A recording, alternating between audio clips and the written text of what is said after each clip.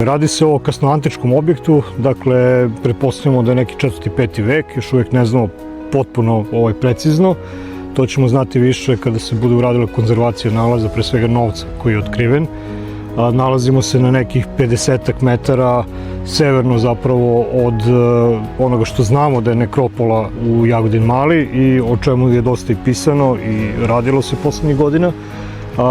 Nismo sigurni, pretpostavljamo da je objekat nekako vezan za nekropolu, ali ostaje da završimo iskopavanje do kraja pa da vidimo o čemu se tačno zapravo radi. Dakle, ovo je objekat koji je građen u suhozidu, ima dve manje prostorije. Jedan deo objekta je zapravo ispod igrališta škole, tako da nismo mogli do kraja da otvorimo objekat, ali ono što imamo za sada je sačuvano u prilično dobrom stanju. Nema puno nalaza, dakle, što je i očekivano za ovakvu vrstu objekata. Dakle, ono što imamo to su fragmenti keramike, dakle keramičkih posuda, imamo nešto novca koji je otkriven i uglavnom se radi o predmetima koji su deo građevinskog materijala, to kažem, to su razni klinovi, klamfe, dakle ono što se koristi u izgradnji ovih objekata. Nismo očekivali, dakle, ovo je svega nekih 60 cm ispod današnjeg nivoa tla.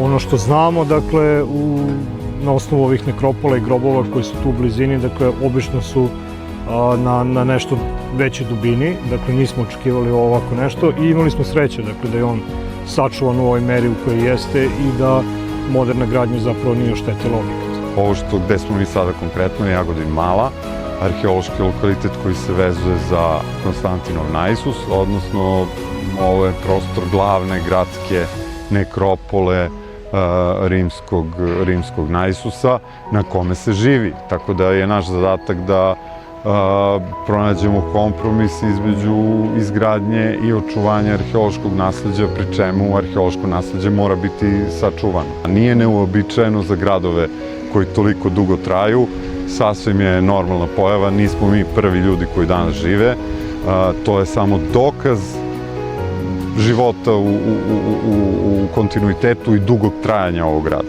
Kad se završe arheološki radovi, mi možemo aplicirati za urbanistički projekat. Arheološki radovi su bili osnov da bi se urbanistički projekat završio, nakon toga i dobijanje građevinske dozvole, a sve je to uslov da bi se izvršila konverzija kotlarnice koju smo danas obišli.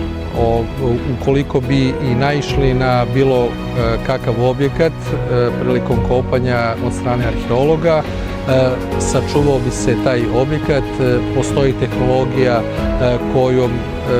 koju koriste arheolozi i u tom slučaju bi se zaobišla promenila bi se trasa toplovoda i završili bi onaj posao koji smo započeli.